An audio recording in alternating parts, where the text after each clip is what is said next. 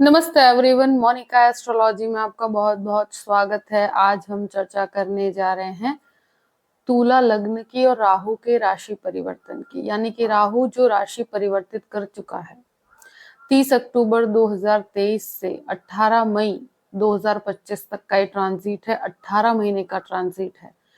तो तुला लग्न वालों के लिए इसका क्या परिणाम होगा उसकी हम चिंता करेंगे। सबसे पहले हम जानने की कोशिश ये करते हैं।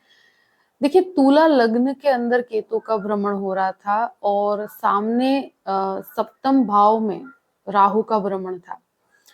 अब ये जो ट्रांजिट है कि तुला से निकलकर केतु जा रहा है कन्या राशि में, और राहु जो है वो मेष में से निकलकर जा रहा है मीन राशि में, यानी कि आपके लग्न में से निकलकर केतु 12वें घर में जा रहा है और राहु 7वें घर में से निकलकर छठे घर में जा रहा है। तो इस प्रकार की परिस्थिति है। तो मैं एक ही चीज कहूंगी कि इस ट्रांजिट में स्पेशली जो राहु का ट्रांजिट है वहां पर सबसे पहले हम चर्चा राहु की करेंगे। राहु आपके 7th हाउस में से निकलकर आपके 6th हाउस में जा रहे हैं। देखिए, ये एक ऐसी परिस्थिति होती है कि जहां पर 7वें घर के अंदर राहु की परिस्थिति काफी, मैं एक तरह से कहूं कि रिलेशनशिप के लिए सही नहीं थी। अब ये राहु 6th हाउस में है और छठे घर के अंदर राहु एक तरह से बहुत ही बेनिफिशियल रिजल्ट्स देते हैं। यहाँ शत्रु किसी भी प्रकार के हैं तो वो हावी नहीं हो पाएंगे, और यहाँ अगर कोई भी प्रकार का, ये क्योंकि 6th हाउस जो है वो रोग का भी है, ऋण का भी है और शत्रु का भी है। तो राहु छठे घर के अंदर यहाँ पर एक तरह से किसी भी प्रकार का अगर डिस्प्यूट है तो उसके बहुत ही पॉजिटिव रिजल्ट्स होंगे। आपको कहीं पर भी आपके जीवन में षड्यंत्र चल रहा था या कोई भी प्रकार की पॉलिटिक्स है तो इसका आपको पता भी चलेगा कि कहाँ पर कौन सी जगह पर गलती हो रही थी। दूसरी चीज ये है कि ये राहु के छठे घर में जब भी भ्रमण होता है तो व्यक्ति को किसी पर भी ब्लाइंड ट्रस्ट करने से बचना चाहिए। यानी कि यहाँ कार्यस्थल के अंदर कहो या जॉब में कहो, जिस भी प्रकार के आप करियर के अंदर जुड़े हुए हैं, तो मैं यही कहूंगी कि किसी भी व्यक्ति पर अपने 100% सभी चीजों का, आपको सीक्रेटिव कोई भी चीज हो तो उनको नहीं बतानी चाहिए। यहाँ पर आपके आसपास में षड्यंत्र बना रहेगा, क्योंकि राहु जिस प्रकार के प्लेसमेंट में है, ये इतना जरूर है कि डॉक्टर्स के लिए, इंजीनियर्स के लिए और स्पेशली लॉयर्स के लिए बहुत अच्छा कार्य करता है छठे घर के अंदर।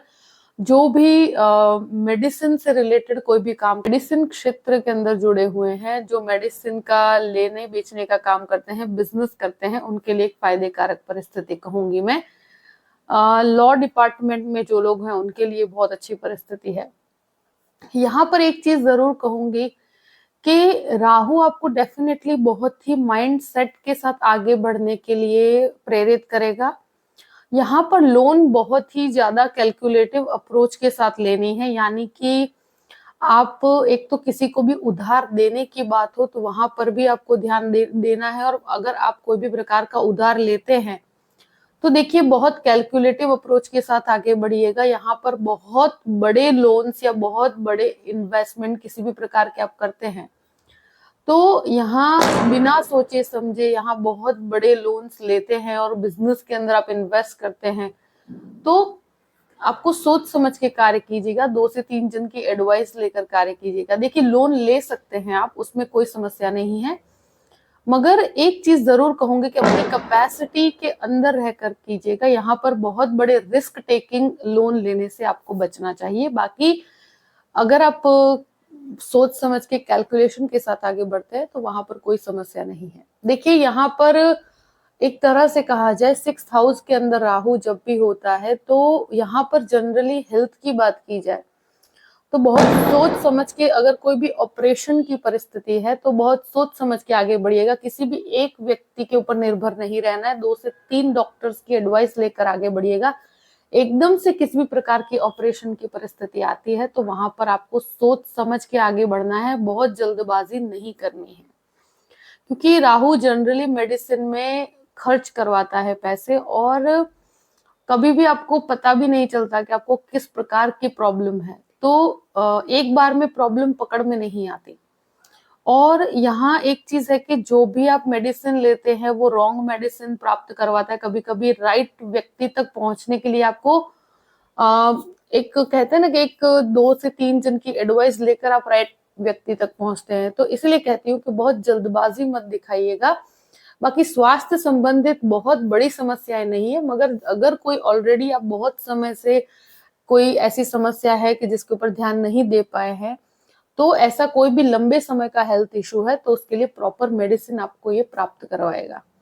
देखिए यहाँ एक चीज जरूर है कि राहु की एक दृष्टि आपके 10वें घर पे पड़ती है, तो एक जो कहते हैं ना पंचम दृष्टि है ये आपके राहु की, और यहाँ पर आपके लिए अपॉर्चुनिटीज क्रिएट करता है।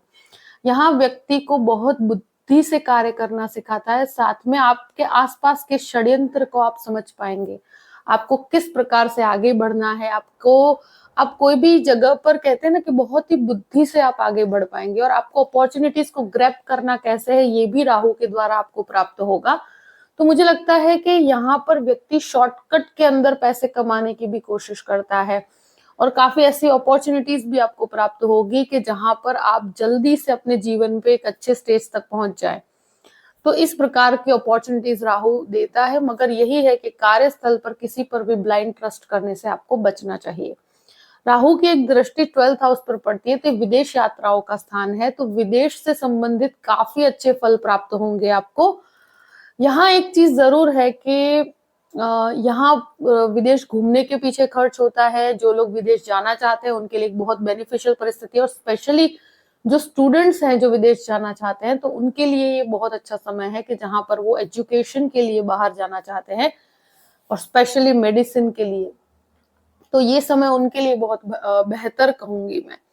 यहाँ एक ही चीज है, अपने खर्चों को भी प्लान करके चलना पड़ेगा। खर्चों के लिए लोन उठाते हैं तो वो बहुत ही गलत हो जाएगा, यानी कि कहीं पर भी लग्जरी के पीछे एक्सपेंस करने से आपको बचना है। यहाँ पर राहु की एक दृष्टि द्वितीय भाव पर पड़ती है, तो द्वितीय भाव पर जो राहु की दृष्टि है यहाँ पर मैं कहूंगी कि सेविंग्स के घर के ऊपर है और फैमिली के अंदर है, तो ये परिवार के अंदर काफी मिसअंडरस्टैंडिंग्स क्रिएट करता है। आपकी वाणी को काफी रिबेलियस बनाता है, काफी छोटी छोटी चीजों के अंदर आप बहुत ज्यादा एक बदले की भावना रखते हैं इस प्रकार की, क्योंकि राहु जो है वो अगर किसी ने कुछ बोला है तो उसे जब तक उसको प्रॉपर रिप्लाई न दे दे तब तक राहु शांत नहीं होता। तो राहु की ये जो दृष्टि है वो आपको डेफिनेटली कंट्रोल में रखनी है। यहाँ पर एक चीज जरूर कहूंगी कि फैमिली के अंदर बहुत ज्यादा मिसअंडरस्टैंडिंग्स ना हो, इसलिए आपको जितना हो सके किसी भी प्रकार के क्लैश से दूर रहना है। दूसरी चीज, राहु की दृष्टि की वजह से द्वितीय भाव के अंदर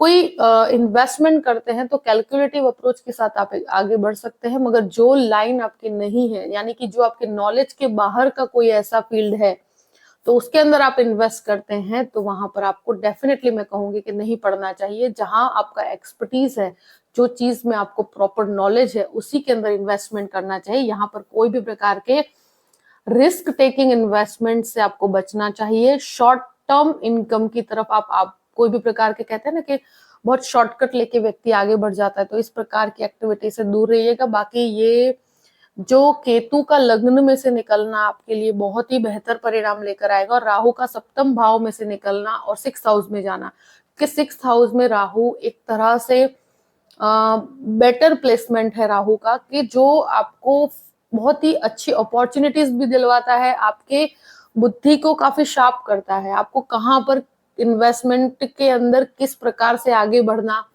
किस प्रकार से बिजनेस के अंदर आपको कैसे डील्स करना, ये सारी ही अपॉर्चुनिटीज को कैसे ग्रैब करना, ये सब राहु के कारण होता है। केतु की बात करते हैं। देखिए केतु लग्न में से निकलकर आपके 12वें घर में जा रहे हैं, तो लग्न के अंदर केतु थे तो वो एक तरह से लोगों से डिटैचमेंट देते थे। यहाँ पर आप काफी डायरेक्शन लेस भी फील करते हो, मगर अब केतु जा रहे हैं 12वें घर के अंदर, तो 12वें घर में केतु एक तरह से आपको कहीं पर भी विदेश यात्रा करना चाहते हैं या स्थान को परिवर्तित करना चाहते हैं तो डेफिनेटली केतु के कारण आपका स्थान परिवर्तन होता है। यहाँ पर एक चीज जरूर कहूंगी कि आपके जो भी फॉरेन लैंड्स के कार्य हैं उसमें आपको बहुत अच्छी सफलता इस केतु के द्वारा प्राप्त होगी। ये एक ऐसी चीज है कि ये मेडिटेशन में काफी इंटरेस्ट बढ़ता है, व्यक्ति काफी इंटरनली डिटैच होता है लोगों के साथ, यहाँ आध्यात्मिकता में बहुत बढ़ोतरी होगी, क्योंकि 12th हाउस जो होता है एक तरह से व्यय का स्थान है, तो वो मानसिक रूप से एकांत में रहना पसंद करता है। एक स्पिरिचुअल डेवलपमेंट बहुत अच्छा है, आध्यात्मिक चिंतन के लिए ये योग बहुत ही अच्छा है। और केतु भले ही सब कुछ होकर उसके मन में एक वैराग्य की फीलिंग आती है, तो ये एक परिस्थिति डेफिनेटली केतु 12th हाउस में होता है तो आती है। मगर एक चीज मैं जरूर कहूंगी कि विदेश के लिए कोई भी कार्य हो, वहां पर शॉर्टकट मत लीजिएगा, उसका जो भी प्रोसेस है उसे बहुत लीगली फॉलो करना है आपको। कोई भी इलीगल तरीके से आप विदेश जाते हैं तो वहां पर आपको, मुझे लगता है, क्योंकि राहु की भी 12th हाउस पे दृष्टि है, राहु की 10th हाउस पे भी दृष्टि है, और राहु 6th हाउस में है, तो वो षड्यंत्र करके भी विदेश जाने की कोशिश करता है। तो ऐसी प्रक्रियाओं से बिल्कुल दूर रहिएगा, क्योंकि ये आपके लिए बेनिफिशियल नहीं रहेगा। यहाँ केतु की वजह से डेफिनेटली कहते हैं ना कि व्यक्ति काफी स्पिरिचुअल मार्ग पे ज्यादा चलता है, ईश्वर में उसकी आस्था बढ़ती चली जाती है, तो ये एक बहुत ही बेहतर परिणाम कहूंगी। और लग्न में से केतु निकलने के कारण आपको काफी रिलीफ महसूस होगा, जो मन के अंदर बहुत ज्यादा डिटैचमेंट था, या बहुत ज्यादा कहते हैं ना कि व्यक्ति कभी कभी डायरेक्शन लेस फील करता है, तो अब उसको डायरेक्शन प्राप्त होगी, क्योंकि केतु के कारण व्यक्ति निर्णय अनिर्णय की परिस्थिति में रहता है, मगर अब आप निर्णय ले पाएंगे, और यहाँ पर एक बहुत बड़ा रिलीफ कहूंगी मैं, और आपके जीवन में एक पॉजिटिव चेंज आएगा। तो ये डेफिनेटली आपको एक अच्छा समय कहूंगी कि 18 महीने का ज्यादा से ज्यादा उपयोग कीजिएगा। आई होप कि ये वीडियो आपको पसंद आया होगा, पसंद आए तो लाइक भी कीजिएगा और सब्सक्राइब भी कीजिएगा। Thank you so much. जय श्री कृष्ण।